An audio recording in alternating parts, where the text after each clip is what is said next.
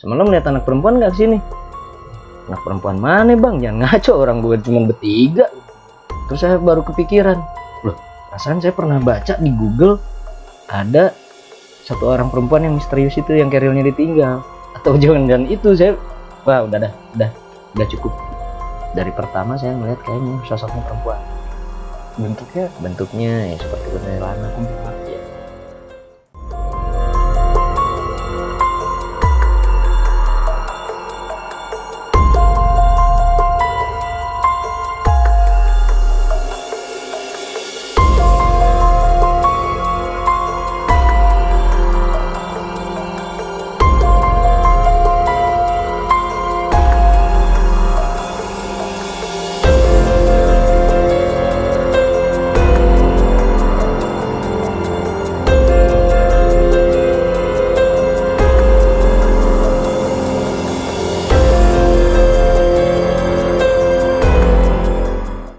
Assalamualaikum, selamat datang di acara Cerpen, cerita pendaki misteri.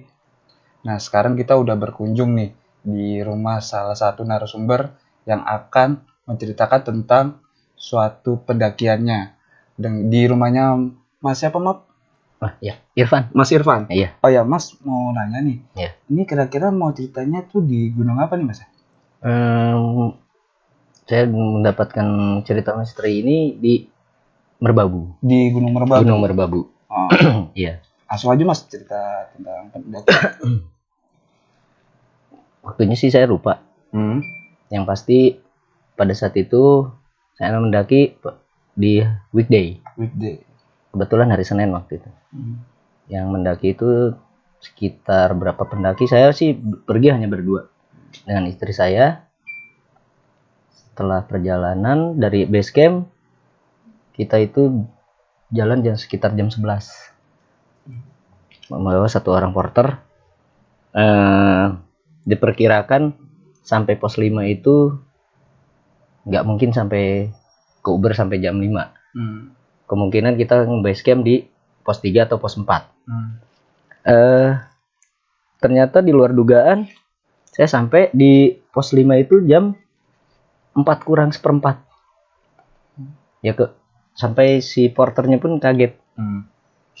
Asli kaget. Dia bilang baru kali ini bawa tamu dan bahkan nggak yakin karena saya sama istri kan alhamdulillah punya body posturnya yang ya alhamdulillah minim. Oh ya. Ya kan?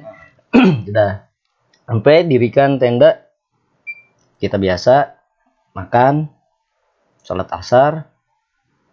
Kebetulan sebelum maghrib istri saya itu kebetulan juga emang lagi haid. Sebelum itu emang udah diperingatkan di bawah kalau istrinya lagi haid tolong dibungkus dan dibawa. Tapi saya pikir ya udah ganti pembalut sekalian buang air kecil saya gali. Nah pembalutnya saya tutup, saya dikubur. Saya pikir nggak ada masalah. Masuk ke tenda, sekitar habis isya istri saya tidur. Istri saya tidur itu ngerasa ngap. Seperti ada yang nindih. Tapi entah kenapa mata saya itu selama saya mendaki jarang yang namanya tidur jam-jam segitu. Biasanya di atas jam 11. Nah, saya tidur tapi mendengar suara istri saya. Cuma kayaknya mata itu sulit untuk dibangun. Untuk melek gini tuh susah gitu kan. Pada satu titik saya sadar kok kayaknya istri saya semakin lama makin kayak ngap. Saya bangun, saya nengok ke istri, terkejut sih saya. Coba saya terkejut. Ada sesosok perempuan itu kayak sedang begini, ya istri saya tuh diginiin istri saya tuh. Di leher apa? Di sini, di dada. Di Jadi dada dia. istri saya tuh kayak dipegang di sini tapi diginiin. Ngap mas, ngap. Astagfirullahaladzim. Siapa ini? Ya udah, saya pikir cuman penglihatan. Saya balur pakai penghangat. Pada saat itu saya balurin semuanya, seluruh badannya, tapi masih ngap. Entah kenapa, saya berpikir apa emang itu salahnya ini. Terus saya balik lagi, Ada memang itu perempuan ada di pojokan tenda. Ya saya tanyalah. Sebisa-bisanya saya pakai bahasa Jawa, saya tanya, mohon maaf siapa ini? Dia hanya berbicara seperti ya dengan bahasa Jawa, ya saya ngerti lah sedikit-sedikit bahasa Jawa. Yang pada intinya, kamu udah ngotorin tempat saya. Oh, mohon maaf, saya bilang. Saya nggak ada maksud untuk mengotori. Cuma saya pikirkan ini dikubur, nggak dikotorin. Terus kalau udah begini gimana? Saya gali lagi atau gimana? Nggak usah. Dia bilang gitu kan. Oke. Kalau nggak usah, terus gimana? Ya udah, nggak apa-apa. Untuk kali ini kamu dimaafin. Tapi besok-besok bungkus ya. Buat turun bawah. Oh ya udah. Dia keluar, saya lihat. Memang menuju ke arah yang tempat istri saya buang air kecil. Pas lihat, lah kok berubah wujud menjadi seperti perempuan. Nenek-nenek. Nyamperin lagi. Kenapa lagi mbah? Ingat, saya cuma ngingetin. Iya mbah. Nyuwun sewu, saya bilang. Ya wis. Buki hilang. Dah. Setelah itu tumben-tumbenan saya di gunung itu lapar yang sangat. Padahal sebelum tidur saya udah makan. Saya makan nasi bungkus yang dibawa dari bawah itu dari base camp. Saya makan. Setelah makan saya biasa ngerokok. Saya pamit sama istri, saya ngerokok ya di luar. Istri bilang jangan, buka aja pintu tenda. Ya udah, saya ikutin. Saya sambil natap ke tebing sebelah kiri saya di tenda itu. Nah sebelumnya itu kan sorenya saya foto-foto di sana. Foto-foto turun, ada satu pohon di bawah itu pas view-nya itu Merapi. Saya lihat ke sana, wah indah banget ya, kok bintang banyak bertaburan. Tapi saya ada sedikit keanehan, kok nggak ada angin. Katanya kan Merbabu itu kan di situ Raja Badai. Alhamdulillah direstuin sama Allah, saya pikir. Berselang berapa lama, rokok saya udah mau habis, ada sesosok orang dari arah yang pohon tunggal itu berjalan menuju saya. Mbak, cuma senyum. Lah, ini orang kemana? Kemana mbak? Sini. Cuma nunjuk doang. Oh ke situ. Saya baru ingat tenda yang depan itu anak Jakarta, nggak ada perempuannya. Saya pikir udahlah, mungkin memang ada perempuannya cuman nyusul belakangan. Tapi kok malam begini ya? Udahlah, nggak mikir panjang. Saya perhatiin lagi. Aku ke arah Samit, Kenteng Songo. Lah, itu tenda nggak? Astagfirullahaladzim. Siapa ya? Udahlah, nggak pikir panjang. Orang dia komplit. Peralatannya pakai keril, pakai topi, kemeja panel warna coklat atau warna warna seperti coklat atau gold atau kuning, nggak begitu jelas. Digulung, dibuka pakai kaos. Arah ke sana, udahlah. Mungkin ada base camp lagi atau ada pos lagi mungkin. Saya kan baru pertama tuh kan ke Merbabu. Ya udah saya tidur. Paginya saya ke Samit. Kebetulan di Samit itu di Kenteng Songo ada anak pasar minggu ngecamp. Woi bro, ngecamp di sini loh. Oh iya bang, gue dari semalam di sini kan. Nyampe jam berapa loh? Gue dari maghrib, cuman beda. Gue bukan dari Selo kan. Dia dari satu lagi tuh jalurnya. Pokoknya dari arah yang berbeda. Berapa orang? 3 orang. Oh, semalam lihat anak perempuan nggak kesini? Anak perempuan mana bang? Jangan ngaco, orang bukan cuma bertiga. Oh ya, anak perempuan bang. Oh beneran bang lihat? Oh enggak. Mungkin gue mimpi kali. Mimpi kali lu bang kan? Oh ya udah. Saya pikir udah. Saya nggak cerita sama istri. Oke, fine. Udah jam seperti itu. Pas di bawah saya cerita. Terus saya baru kepikiran. Loh, perasaan saya pernah baca di Google ada satu orang perempuan yang misterius itu yang kerilnya ditinggal. Atau jangan-jangan itu saya Wah udah cukup. Dikira itu ya. Iya, mikirnya itu aja udah. Ya sebetulnya setelah dari itu kan kita berkemas. Sebelum berkemas kita isi perut, makan, terus kita packing, kita pulang. Dari pos 5 itu sebenarnya Sabana 2 ya, yang dikenal sih Sabana 2. Kita jalan pos 4 itu Sabana 1. Nah di situ tuh sebenarnya waktu istirahat pas nanjak itu saya juga udah ngerasakan hal yang sedikit aneh. Karena menurut saya di situ agak jahil ya orangnya. Ya banyak kejadian juga sih katanya di pos 4 yang diisengin. Terus saya jalan lagi pos 3 itu waktu tulis aman. Paling di situ kebanyakan monyet, kera. Penunggu. Enggak, itu emang asli Binatang. ada asli hewan. Lutung juga ada di situ kan. Kawanan lutung, kawanan kera di situ.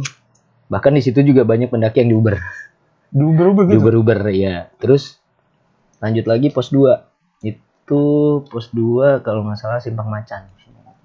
Kalau di situ emang yang saya rasakan sih ketika saya ambil istirahat ngerokok, dari pertama saya ngelihat kayaknya sosoknya perempuan. Bentuknya ya seperti kuntilanak. Iya. Baru lanjut pos 1 sampai base camp. Nah, di base camp saya berkemas, mandi, bersih-bersih badan, mandi, berkemas lagi, repacking untuk siap-siap pulang. Sambil ngeliat handphone, hasil jepretan di atas.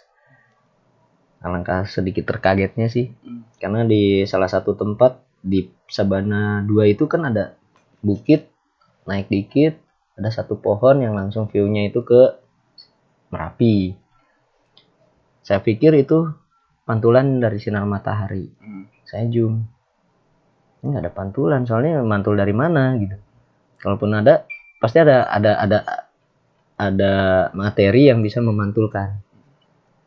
Saya pikir-pikir kayaknya pernah ini lihat daerah sini tuh, katanya merbabu tuh, foto di Google itu pernah berbentuk kepala.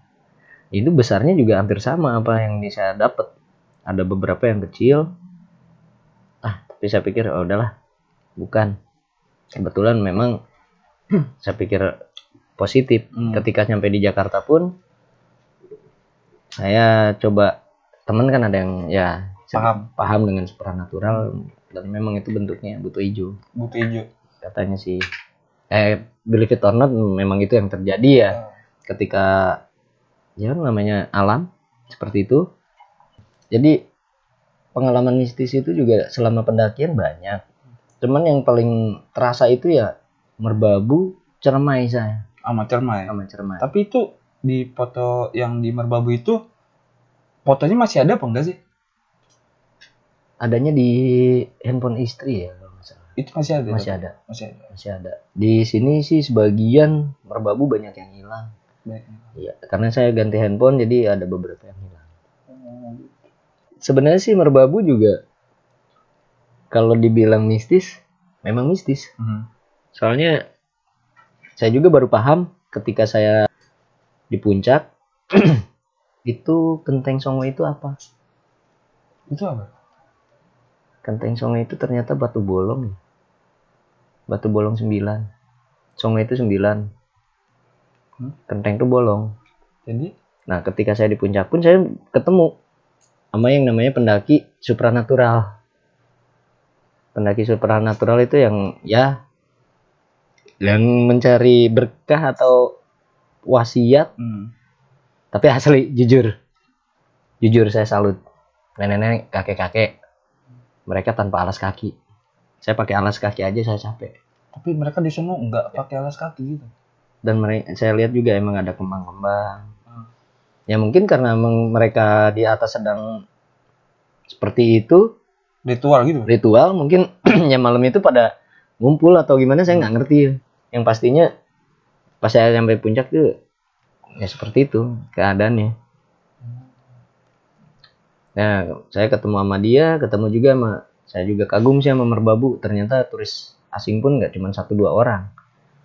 Saya ketemu kemarin sama turis asing itu dari Prancis. Perancis aja berapa orang? Ada 4 orang dari Perancis, terus ada yang dari Belanda.